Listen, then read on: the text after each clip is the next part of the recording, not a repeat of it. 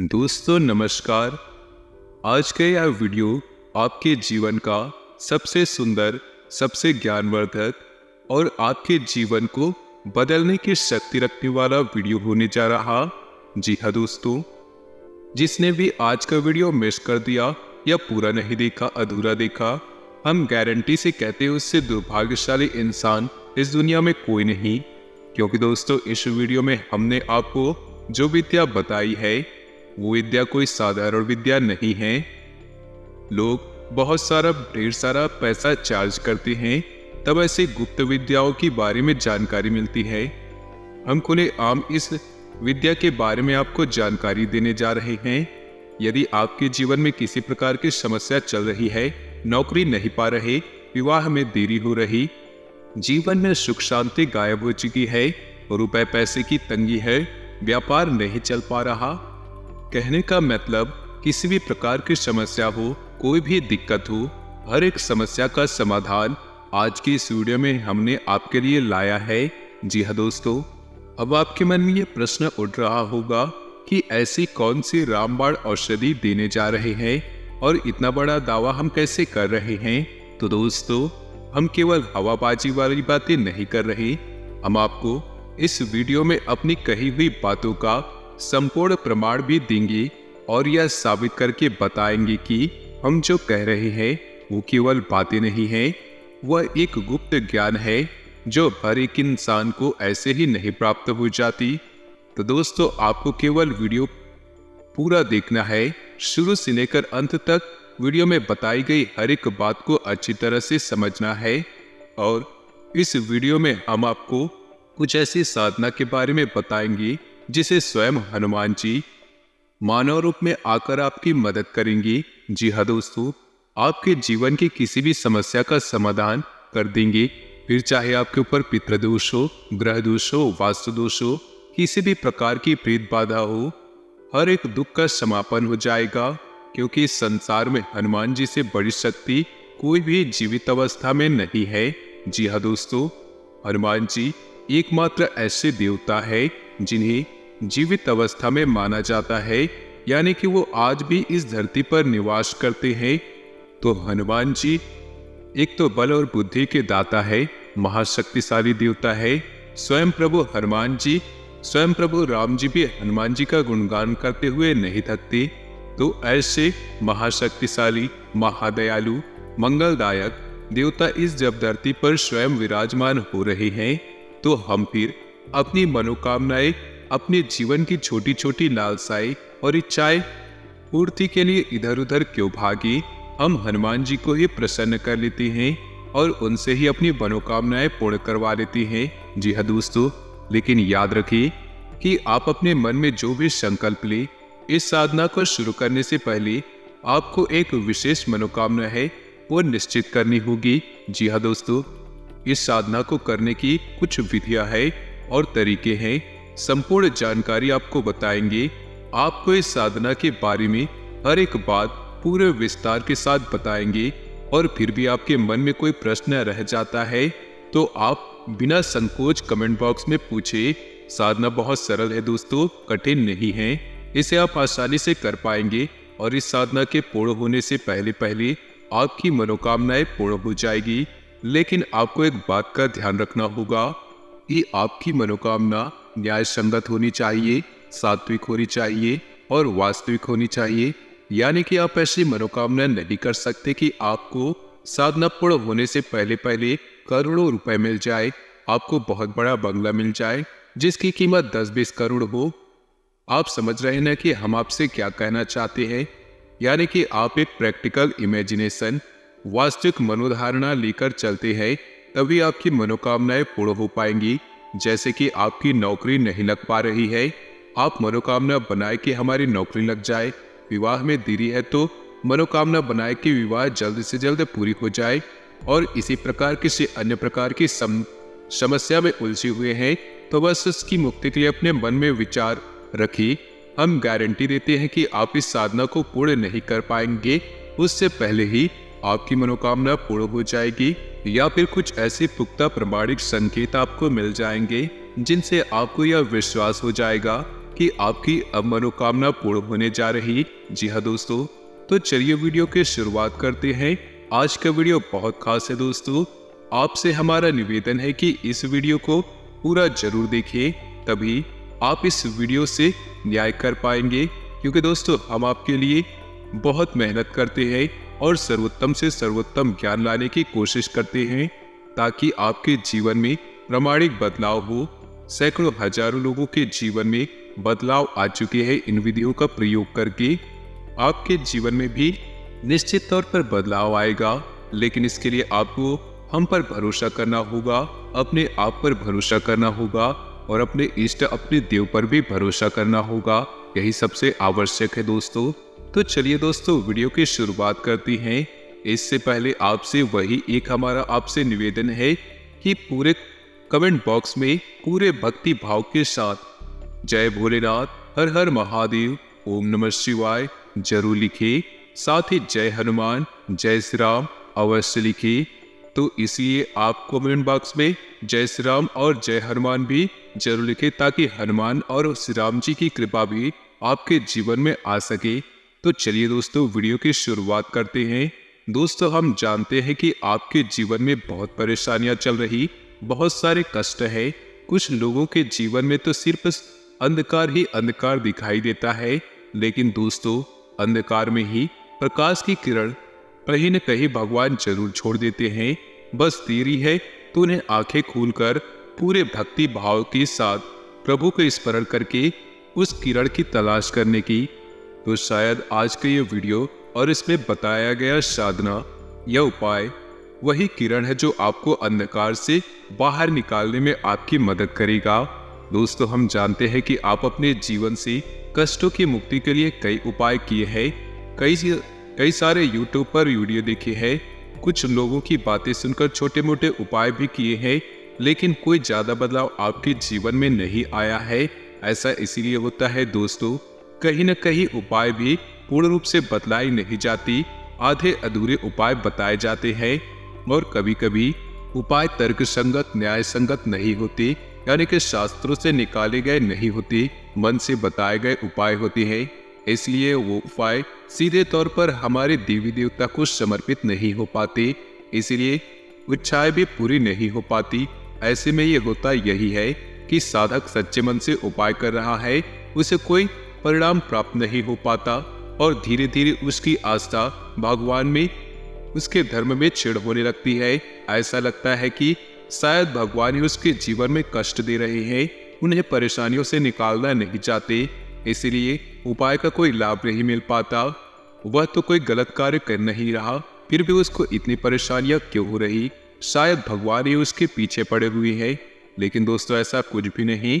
यदि आप सही तरीके से उपाय करते हैं, यदि आप सही तरीके से उपाय जान लेते हैं, संपूर्ण उपाय पूरे विधि विधान के साथ लागू करें, तो आपके जीवन में बदलाव निश्चित है।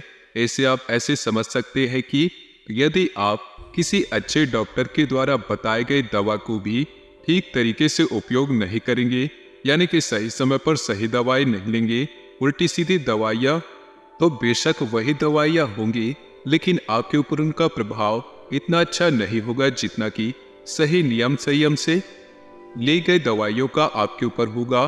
तो वैसा ही कुछ आपके जीवन में होगा। तो दोस्तों आज का यह वीडियो हनुमान जी को समर्पित है। हनुमान जी के सिद्धि के लिए, कार्य सिद्धि के लिए। सिद्धि तो बहुत बड़ी चीज होती है दोस्तों, इतना साधारण नहीं है कि हनुमान जी को सिद्ध कर लिया जाए, लेकिन हनुमान जी से कार्य सिद्धि करवाना आसान है। हनुमान जी बहुत बहुत दयालु देवता है। भगवान भोलेनाथ के बाद जो सबसे पहले प्रसन्न होते हैं वो है हनुमान जी। और हनुमान जी तो है ये शंकर सुमन्य, यानी कि शंकर के पुत्र, उन्हें शंकर का ही स्वरूप माना जाता है। इसलिए हनुमान जी बहुत जल्दी प्रसन्न हो जाते हैं और हनुमान जी का कोई उपाय पूरे विधि विधान से की जाए तो हनुमान जी बड़े ही जल्दी कार्य सिद्ध करते हैं। तो अब आपको वीडियो में बताई गई बातें ध्यान से समझनी है। दोस्तों सबसे पहले बात हम करेंगे इस उपाय को करने की कुछ सावधानियों के बारे में। जी हाँ दोस्तों, यह उपाय 21 दिनों तक चलने वाली है। और इन 21 दिनों में आपको पूर्ण रूप से सात्विक जीवन को अपनाना होगा। यानी कि आपको सबसे पहला काम जो कि आप अक्सर करते रहते हैं और वह है क्रोध। यानी कि आपको क्रोध नहीं करना है, किसी पर भी गुस्सा नहीं करना है। यदि वातावरण ऐसा बन रहा है जिसमें आपको क्रोध आ सकता है तो आप इस वातावरण को छोड़ दें, उस समय को ही टाल दें, क्योंकि क्रोध करने से साधनाएं भंग हो जाती हैं। दूसरा, आपको पूर्ण ब्रह्मचर्य का पालन करना आवश्यक होगा। पूर्ण ब्रह्मचर्य का पालन करना होगा। जी हाँ दोस्तों, हनुमान जी स्वयं बाल ब्रह्मचारी हैं, तो उनकी साधना में, उनके उपाय में ब्रह्मचर्य अत्यंत आवश्यक है। जी हाँ दोस्तों, मनसा वाचा कर्मणा यानी कि तीनों भाव से ब्रह्मचर्य होगा। ब्रह्मचर्य का मतलब केवल यही नहीं है दोस्तों कि हम किसी के साथ संसर्ग नहीं करेंगे। ब्रह्मचर्य का मतलब होता है हम किसी के लिए बुरा नहीं सोचेंगे, पूर्ण रूप से सकारात्मक रहेंगे, ईश्वर का ध्यान करेंगे और सादा जीवन, सिंपल विचारधारा को अपने मन में रखेंगे। यही ब्रह्मचर्य है दोस्तों। ब्रह्म का आचरण ही ब्रह्मचर्य है। तीसरा कि आपको अपने खान पान पर भी विशेष ध्यान देना है। आपका खान पान बहुत ही सात्विक होना चाहिए। यहाँ तक कि लहसुन और प्याज का भी उपयोग आपके लिए कई दिनों तक नहीं करना है। यह विशेष तौर पर आपको रखना है कि आप यदि गलत खान पान करेंगे तो आपकी साधना खंडित हो जाएगी, पूर्ण होगी ही नहीं। तो आपको अपने खान पान पर विशेष ध्यान देना है और हो सके तो जमीन पर शयन करें। यानी कि जितने दिनों तक ये साधना चले आप जमीन पर सोए। यदि नहीं हो सकता है तो कोई बात नहीं, आप बिस्तर पर भी सो सकते हैं, लेकिन आपको शुद्धता का विशेष ख्याल रखना होगा। तो यदि तो कुछ सावधानियां जो आपको इस उपाय के दौरान आपको करनी होगी। इसे उपाय कम साधना अधिक कहेंगे दोस्तों। उपाय तो छोटी होती है, लेकिन ये साधना है लंबे समय तक चलेगी। 21 दिनों की साधना है। अब हम आपको एक बात और बताना चाहेंगे कि आप किसी भी छोटे मोटे प्रयोजन के लिए साधना को करें नहीं। जब तक आपके मन में गहरा संकल्प का भाव न हो तब तक इस साधना को न करें, क्योंकि साधना खंडित होने से बेहतर है कि करें ही ना। जी हाँ दोस्तों, तो यदि आपको सचमुच में भगवान की मदद की आवश्यकता है, आपको तकलीफें पीड़ाएं बहुत अधिक है, तभी आप इस साधनाएं को करें। वरना इस साधना में बताई गई सावधानियों को विशेष तौर से ध्यान में रखें। अब ध्यान से सुने कि आपको यह साधना कैसे शुरू करनी है। असल में इस साधना के 2 चरण रहेंगे दोस्तों। एक चरण जो कि मंदिर में होगा और दूसरा चरण जो कि आपके घर में होगा। तो अब आप जिस मंदिर में जाएंगे जहां पर इस साधना का एक चरण होगा, वहां उस मंदिर में हनुमान जी की मूर्ति दक्षिण मुखी होनी चाहिए। तो हनुमान जी का मुख दक्षिण दिशा की ओर होना चाहिए। ऐसे ही मंदिर में आपको जाना है दोस्तों। दूसरा कि आपको जो घर पर एक भाग इस साधना का पूर्ण होगा वह सुबह सुबह करना होगा। रात्रि में ना करें, दिन के किसी भी समय में ना करें। तो चलिए दोस्तों, अब शुरुआत करते हैं। आपको बताते हैं कि इस साधना को करना कैसे है। साधना को शुरू करने का दिन मंगलवार का होगा। आप किसी भी मंगलवार से इस साधना की शुरुआत कर सकते हैं। आपको मंगलवार के दिन सुबह सवेरे सूर्य उदय होने के बाद, स्नान करने के बाद संपूर्ण विधि विधान से तैयार होना है। यानी कि आपको जितना हो सके उतना लाल वस्त्र पहनने हैं, लाल आसन का प्रयोग करना है, लाल प्रसाद का ही भोग लगाना है। जी हाँ दोस्तों, लाल रंग का लड्डू या कोई मिठाई या फिर कोई फल का प्रयोग कर सकते हैं। अब आपको आसन बिछाकर बैठना है।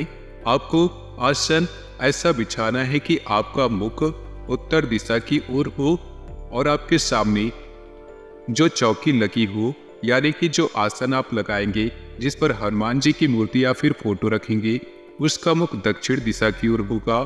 आपको आसन लगाकर बैठना है और हनुमान जी को पुष्प अर्पित करना है, पूजा पाठ करनी है, विधि विधान के साथ करनी है, उन्हें भोग लगाना है और उसके बाद हनुमान चालीसा का पाठ शुरू करना है। याद रखना है कि आपको हनुमान चालीसा का पाठ आपको 7 बार करना होगा। जी हाँ दोस्तों, हनुमान चालीसा में स्वयं लिखा है कि जो 7 बार पाठ करे कोई को 7 बार हनुमान चालीसा का पाठ करना है। और जब आपका पाठ समाप्त हो जाए तो आपको एक बार बजरंग बाण का पाठ करना है। जी हाँ दोस्तों, बजरंग बाण में भी आपको ध्यान देने वाली कुछ बात रहेंगी दोस्तों, जो कि आपको कोई नहीं बताएगा दोस्तों, लेकिन हम आपको बता रहे हैं, क्योंकि ज्ञान यदि अधूरा रहा तो वह बहुत ज़्यादा खतरनाक होता है। तो जब आप बजरंग बाण पढ़ेंगे कि आपको उसमें देखेंगे कि हनुमान जी को शपथ दी जा रही है प्रभु श्री राम की, यानी कि एक भक्त को उसके भगवान की शपथ दी जा रही है। और किस लिए दे रहे आप कि आपके काम बन जाएंगे, यानी कि आप अपने स्वार्थ के लिए हनुमान जी को कसम देकर मजबूर कर रहे हैं कि वे आए और आपके कार्यों की पूर्ति करें। तो आपको ऐसे में जब बजरंग बाण पढ़ते हैं तो जितनी बार भी आप हनुमान जी को आप शपथ देंगे, उतनी बार आप कान पकड़कर मन ही मन माफी का भाव भी रखेंगे। जी हाँ दोस्तों, क्योंकि हम शपथ दे अवश्य रहे हैं, लेकिन हनुमान जी के सम्मान का पूरा ख्याल रखिए, ऐसा हमें अवश्य करना होगा दोस्तों, अन्यथा बजरंग बाण के दुष्परिणाम भी आपको भयंकर मिलेंगे, क्योंकि आप हनुमान जी को शपथ दे रहे हैं दोस्तों, और ये कोई छोटी बात नहीं है। इसके बाद अब आपका साधना का भाग शुरू होगा, यानी कि आपकी साधारण सी पूजा पाठ थी, अब आपकी साधना का भाग शुरू होगा। आपको अपने दाहिने हाथ के अंजलि में जल लेना है और जल लेकर हनुमान जी के फोटो के सामने यह संकल्प करना है, हे प्रभु, हे श्री हनुमान जी, आप हमारी इस मनोकामना की पूर्ति के लिए प्रयास करें, हमारी मनोकामना पूरी करें। हम आपके लिए अपनी मनोकामना पूर्ण हेतु यह संकल्प लेते हैं कि 21 दिनों तक इस तरह की साधना, यानी कि यह साधना पूर्ण अवश्य करेंगे, और आपसे हम यह उम्मीद करते हैं हमारी मनोकामना पूर्ण करेंगे और हमारी साधना को स्वीकार करेंगे।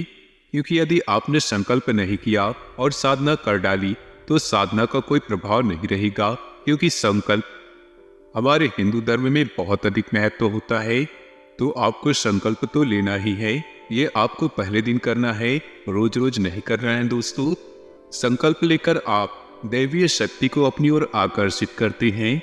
अब इसके बाद आपके घर की पूजा का भाग वह समाप्त हो गया।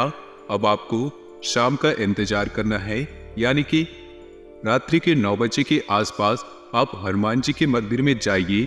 वहां पर गाय के घी का एक दीपक जलाना है।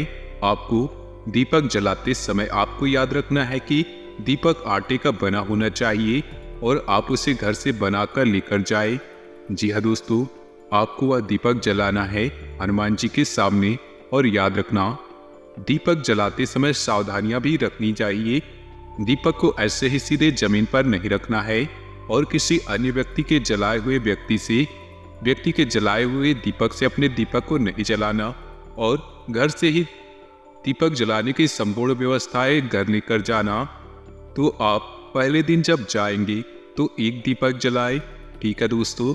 इसके बाद दूसरे दिन जाएंगे तो आप आटे के 2 दीपक बनाकर ले जाएंगे और उस दीपक को जलाएंगे।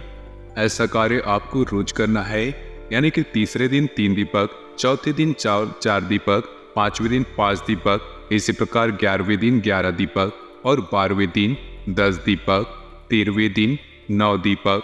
ऐसे करते करते 21वें दिन फिर से 1 दीपक रह जाएगा और वह आपकी साधना के पूर्ण होने का संकेत है। हम उम्मीद करेंगे कि इससे पहले आपकी मनोकामनाएं पूर्ण हो जाए दोस्तों। लेकिन दोस्तों, हमें ध्यान रखना है कि आपकी साधना का भाग पूरा नहीं हुआ है।